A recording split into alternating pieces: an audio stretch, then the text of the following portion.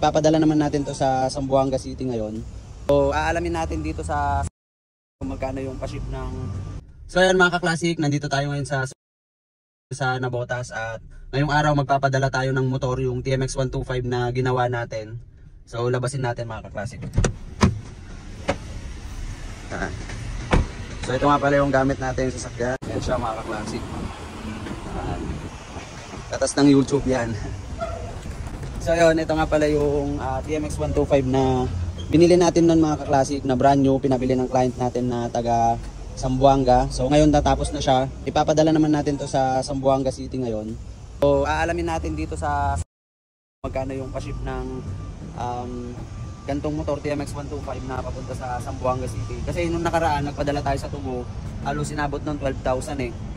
So try naman natin dito, nakapagpadala na kami dati dito, umabot siya ng 8,000. Cebu lang din, pero hindi ko lang din alam itong TMX 125 na to kung magkano hanggang Zamboanga. Saka papasukatan natin kung magkano yung aabutin mga ka-classic. So panoorin nyo itong video na to para magka-idea kayo, at sa mga gusto magpagawa, malaman nyo rin kung magkano yung pa-ship kung ganun kalayo.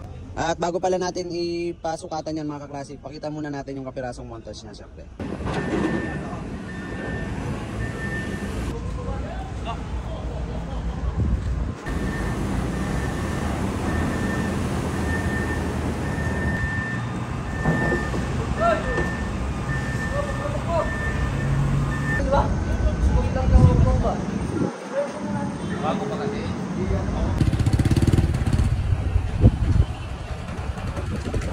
Sinusukatan na siya para malaman yung presyo. So isasabay din natin yung mga gamit. Yan yung mga pinagkalasan na hindi nabenta mga ka-classic. Tsaka tinanggal din natin yung side mirror niya kasi kung mas matangkad, mas madadagdagan na naman yung presyo. So tinanggal natin. So doon natin malalaman yung presyo kasi meron ding pair to door, meron ding pair to pair lang. Doon din sila nagbabase kung magkano, kaya hindi pa natin malalaman ngayon mga ka-classic. Makikita natin mamaya. So ito nga pala yung mga pinapill up nila sa akin mga ka-classic. Yung pangalan ko, address, number ko, tsaka yung magre-receive or ito yung may-ari. Tapos yung declared value niya. So dito naman nila nilagay yung sukat mga ka-classic para mapresyohan naman kung magkano yung door to door or pair to pair. Yan si Sir ang magsisukat. Bali nakausap ko sila sir. So yung crate pala nagkakahalaga ng 7,000 mahigit, estimate lang yon. Tapos kapag hindi pala siya crate, babalutan lang siya ng parang ganto jackrap, pagpaikot, kasama na yung mga pyesa. So nagre-range daw yun ng halos 1,000 plus.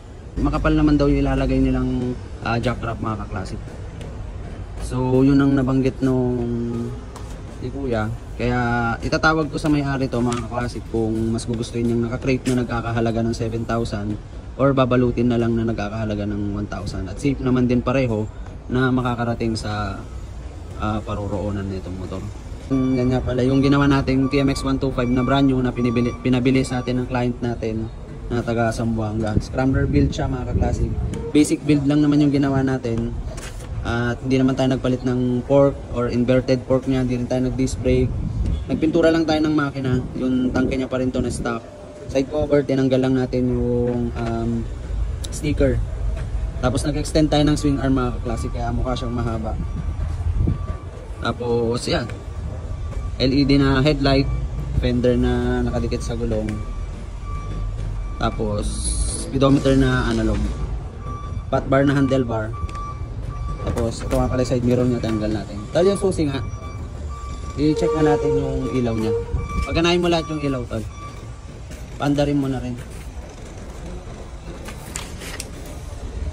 Ayan, yan yung pinaka park light niya mga ka-classic, signal light.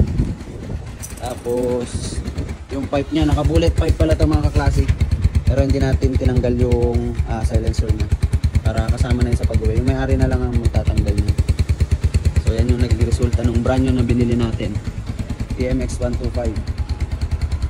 So simpleng build lang naman mga ka-classics. Ang inabot pala nito, umabot pala siya ng halos 40,000 mahigit sa build niya, pyesa, labor, tapos pintura ng hub tsaka makina. So yan yung inabot niya. Tapos itong motor mga ka-classic na brand new, binili natin yan ng 58,000. So ang kabuuan niyan parang nasa 100 plus yung inabot. So yan lang naman mga ka-classic. At least nagka-idea kayo sa mga gusto magpagawa. Then mga ka-classic, natapos na natin lahat yung process sa shipping. So ang inabot pala talaga nito, so nagkamali yung unang sukat kasi merong kasamang karton kasi yung mga pinagkalasan niya sinama natin. So ngayon pinaiwan na ng client natin para mabenta na lang dito sa shop natin. So ang inabot nito mga ka-classic, pati yung balot niya, umabot yan ng 7,500. Shipping yan ng papuntang Zamboanga City. So okay naman na na-deal ko na lahat na yung client na lang natin ang magre-receive dito at siya na rin magbabayad ng shipping. So GCash ata kasi wala silang COD. So yun lang mga ka-classic. At sa mga gusto magpagawa niyan, mag-PM lang kayo sa Facebook page natin. Sa mga gusto magpabili, mag-PM lang din kayo sa Facebook natin, Facebook page natin. Ito yung address natin, ito yung CP number kapag tatawag kayo sa mga gusto mag-inquire. At para mapag-usapan natin yung mga gusto nyong design mga ka-classic.